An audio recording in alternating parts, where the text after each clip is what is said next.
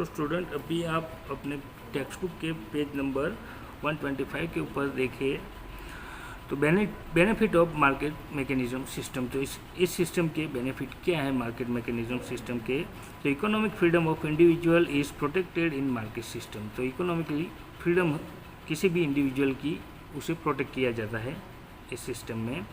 Resources of productions are utilise to the greatest extent and efficiency. तो जो production के resources होते हैं वो यूज होते हैं या तो ग्रेटेस्ट एक्सटेंट या एंड एफिशिएंट की मीन्स ग्रेटेस्ट एक्सटेंट और एफिशिएंटली इस प्रोडक्शन में रिसोर्सेज यूज किए जाते हैं। अबंडेंट प्रोडक्शंस में be done. New explorations keep on taking place continuously in economy. तो नए नए एक्सप्लोरेशन वो दिन ब दिन किए ही जाते हैं इस इकोनॉमी को कंटिन्यू रखने के लिए। And as a result economic development become faster. दूसरा, quality of things improve because of competition. तो कंपटीशन की वजह से जो भी क्वालिटी होती है वो दिन ब दिन इम्प्रूव होती जाती है। जैसे कि हम देखते हैं कि आज मार्केट में कोई भी हम मोबाइल लेने जाए तो जो मोबाइल 20,000 का मिलता है वही दूसरी कंपनी का मोबाइल वो हमें 15,000 में मिलता है। तीसरा लो तो वही के वही फीचर वाला हमें 12,000 में मिलता है। इसीलिए इसमें कंपटीशन रहता ही है, जिसकी वजह से ग्राहकों को कंज्यूमर को कम दामों में भी अच्छी चीज़ें वही के वही फैसिलिटी के हिसाब से मिल जाती है। अभी सेकंड पॉइंट है limitations of market mechanism system. तो इसकी लिमिटेशन क्या है तो देखते हैं। In spite of having many benefits market system is not perfect. तो कई सारे बेनिफिट्स होने के बावजूद भी ये जो सिस्टम है मार्केट सिस्टम वो पूरी तरह से परफेक्ट नहीं है। There are many disadvantage and limitations of it. इसके भी कई गैर फायदे और लिमिटेशन है। And which are as follow. तो देखते हैं कौन से डिसएडवांटेज और लिमिटेशन है इसके। तो because of keeping profit in the centre of productions commodities are produced in more quantity and production of luxurious commodities of basic requirement is neglected or reduced। तो इसमें प्रॉफिट मध्य में होने की वजह से क्या होता है कि जो लग्जरियस चीज़ें हैं उसका उत्पादन ज़्यादा होता है, जिसकी वजह से क्या होता है जो बेसिक रिक्वायरमेंट की जो चीज़ें हैं वो उन चीज़ों का जो प्रोडक्शन है वो कम हो जाता है। दूसरा देखें तो because of lack of policy related to role of state natural resources are wasted. तो लैक ऑफ पॉलिसी रिलेटेड की वजह से क्या होता है तो जो नेचुरल रिसोर्सेज है वो वेस्टेड हो जाते हैं, यानी कि इसके ऊपर कोई गवर्नमेंट की कोई रूल्स या पॉलिसी नहीं चलती।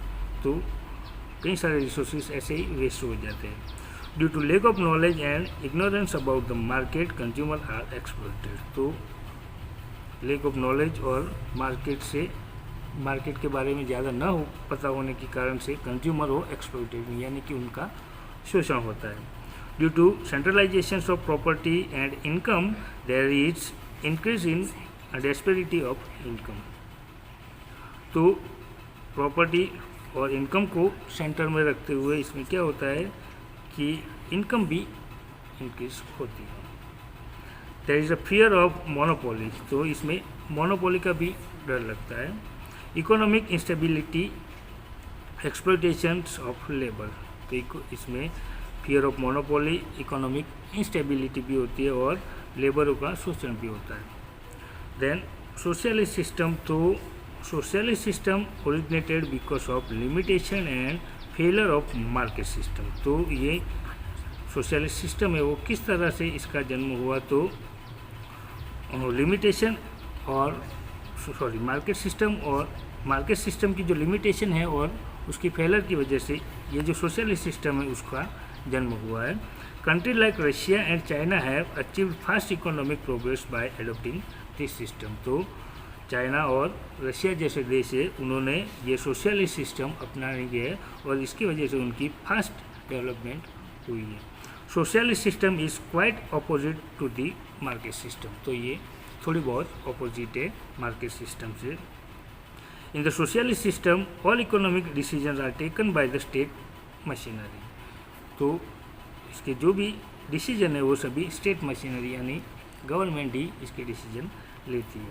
State on all the resources of productions, तो स्टेट यानी जो भी देश होता है वो प्रोडक्शन के सभी जितने भी रिसोर्सेज होते हैं उसका मालिक होता है। In this system whole economy is managed by the state, तो सभी जितनी भी मीन्स इकोनॉमी है वो सब पूरी की पूरी स्टेट द्वारा मैनेज होती है। All the decision pertaining to productions, investment, resources distribution, production distribution, etc. are taken after keeping the requirement of the society in mind। तो जो भी ज़रूरी चीज़ें हैं या तो वो प्रोडक्शन हो, इन्वेस्टमेंट हो, डिस्ट्रीब्यूशन हो या फिर प्रोडक्शन डिस्ट्रीब्यूशन हो, वो सभी सोसाइटी को ध्यान में रखकर लिए जाते हैं। इन the socialist system rather than profit social welfare is at the centre, तो सोशलिस्ट सिस्टम में प्रॉफिट की बजाय जो सोशल वेलफेयर है वो मध्य में होता है। Production of resources and their prices are decided by the state, तो जो भी रिसोर्सेज का प्रोडक्शन होता है और उसके प्राइस है वो सभी गवर्नमेंट डिसाइड करती है। The responsibility to achieve the largest of productions decided by the state govern factories, तो ज़्यादा से ज़्यादा प्रॉफिट अचीव करने के लिए और जो प्रोडक्शन का टारगेट है वो भी अचीव करने के लिए जो स्टेट गवर्न फैक्ट्रियाँ है मीन्स गवर्नमेंट ही उस फैक्ट्रियों को डिसाइड करती है। Farming is also owned by the state, तो फार्मिंग भी वो स्टेट गवर्नमेंट के हाथ में होती है।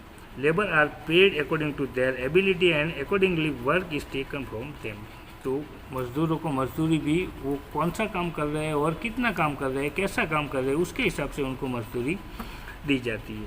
उसके बाद नेक्स्ट पॉइंट देखते हैं फीचर ऑफ सोशलिस्ट सिस्टम, तो इसके कौन कौन से फीचर है। तो resources are owned by the state, तो जो भी रिसोर्सेज होते हैं वो सभी स्टेट के मालिकी के होते हैं। All the economic decision are taken by state, तो सभी डिसीजन भी स्टेट ही लेता है। Rather than profit social welfare is at the centre of economic activity, तो यहाँ पर प्रॉफिट नहीं पर सोशल वेलफेयर यानी समाज का भला ही सेंटर में रहता है। Labourers are paid wage in return of work, तो मजदूर जो भी जितना काम करते हैं उसके हिसाब से उन्हें मजदूरी दी जाती है।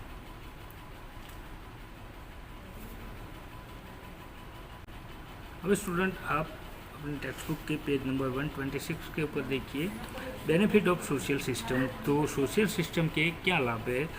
Because of productions according to the requirement of the society unimported and luxurious items are not produced, तो इसमें क्या होता है कि समाज के सोसाइटी में कौन सी चीज़ें ज़रूरी है, कौन सी चीज़ों की रिक्वायरमेंट है, इसके लिए अनइम्पोर्टेंट एंड लग्जूरियस आइटम्स का प्रोडक्शन नहीं किया जाता। मीन्स कि जो समाज को उपयोगी है उसी चीज़ों का प्रोडक्शन ज़्यादा मात्रा में किया जाता है। As the decision related to productions are taken by the state, so wastage of resources is not there, तो क्या होता है कि जो डिसीजन है वो स्टेट के ज़रूरियात के हिसाब से ही लिए जाते हैं, इसीलिए क्या होता है कि रिसोर्सेज का जो वेस्टेज है वो भी नहीं होता, यानी कि जितना ज़रूरी हो उतना ही यूज़ किया जाता है, उतना ही प्रोडक्शन किया जाता है, जिसकी वजह से रिसोर्सेज का वेस्टेज कम होता है। Desperately of income and property is remove, तो जो डेस्परिटी होती है इनकम की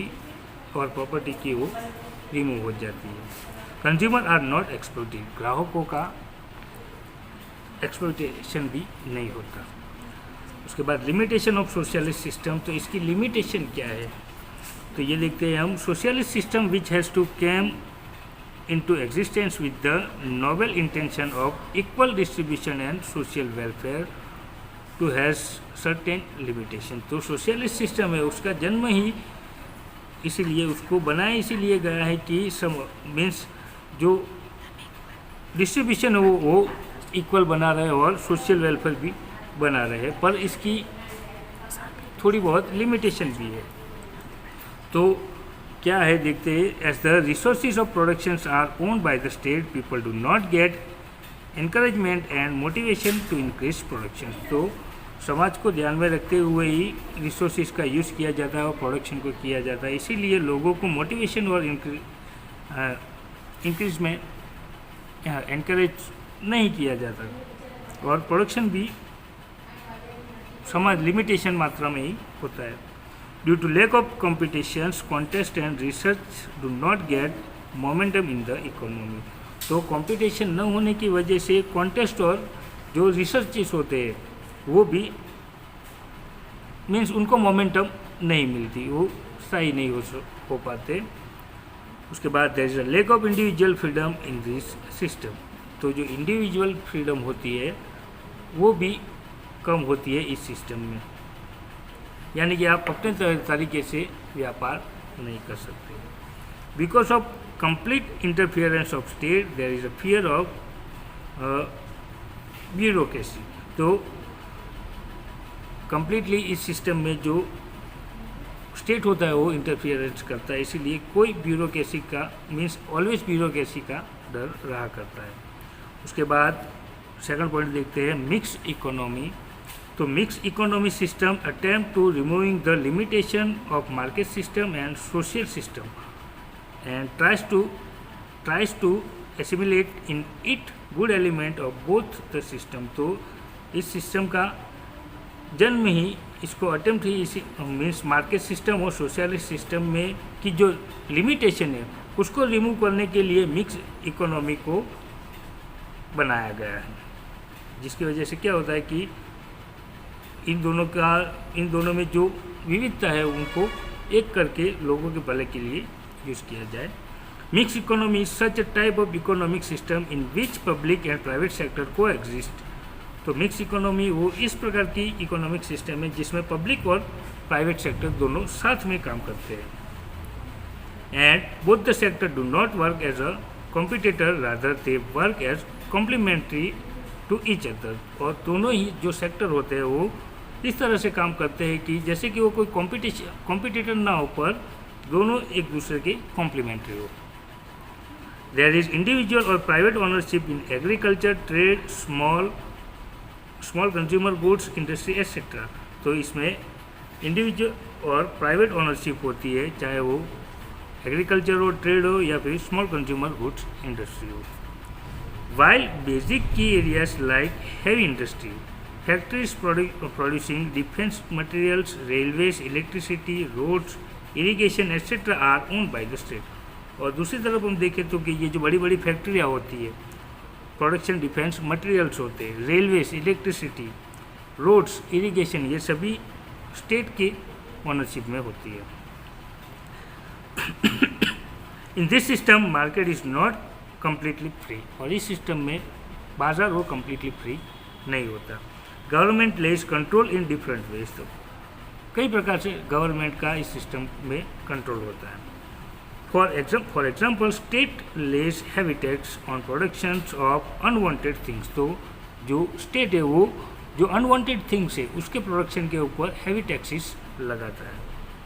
इन the same ways industry in the backward areas are encourage by giving subsidy, relaxations in tax etcetera. और दूसरी तरफ एक तरफ तो स्टेट हैवी टैक्सेस लगाता है अनवांटेड थिंग्स के ऊपर, तो दूसरी तरफ जो बैकवर्ड एरिया में इंडस्ट्रियाँ बनाई गई है उन्हें सब्सिडी भी देता है और उनको टैक्स में भी माफ़ी देता है। Thus mix economy is such an economic system in विच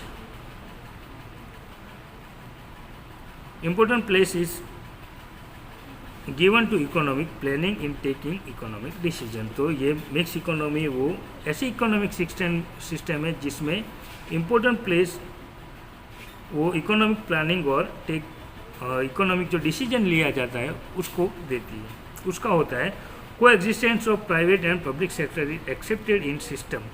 तो इसमें पब्लिक सेक्टर और प्राइवेट सेक्टर का को एग्जिस्टेंस एक्सेप्ट किया गया है। This system is also called control economic system. इस सिस्टम को कंट्रोल इकोनॉमिक सिस्टम भी कहा जाता है। Because of the restriction and control countries like India, France, England follow mix economy. तो इंडिया, फ्रांस, इंग्लैंड जैसे जो देश है वो मिक्स इकोनॉमी सिस्टम को उन्होंने एक्सेप्ट किया है। विश्व far studies about market system, socialist system and mixed system as deciding factors for economic decisions and distribution of resources। तो हमने आगे तीनों सिस्टम यानी कि मार्केट सिस्टम, सोशलिस्ट सिस्टम और मिक्स इकोनॉमिक सिस्टम का अभ्यास किया। इकोनॉमिक डिसीजन और रिसोर्सेज का use means distribution of resources के तौर पर। There is no countries in the world today, तो आज दुनिया में कोई भी ऐसा देश नहीं है where there is a absolute market system और सोशलिस्ट सिस्टम की जहाँ पर पूरी तरह से मार्केट सिस्टम या फिर सोशलिस्ट सिस्टम हो।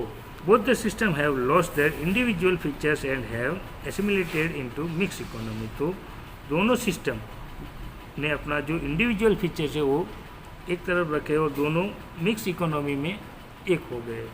Market system witness indulge of planning elements and state interference, तो मार्केट सिस्टम वो प्लानिंग और स्टेट इंटरफियरेंस के ऊपर डिपेंड होती है।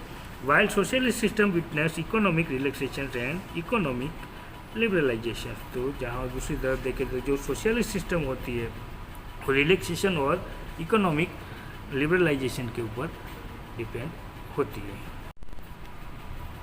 तो स्टूडेंट आप अभी अपने टेक्स्ट बुक के पेज नंबर 127 के ऊपर देखिए कि but demerits are also witness in mix economy, तो इसमें हमें डीमेरिट्स भी देखने को मिलेगा।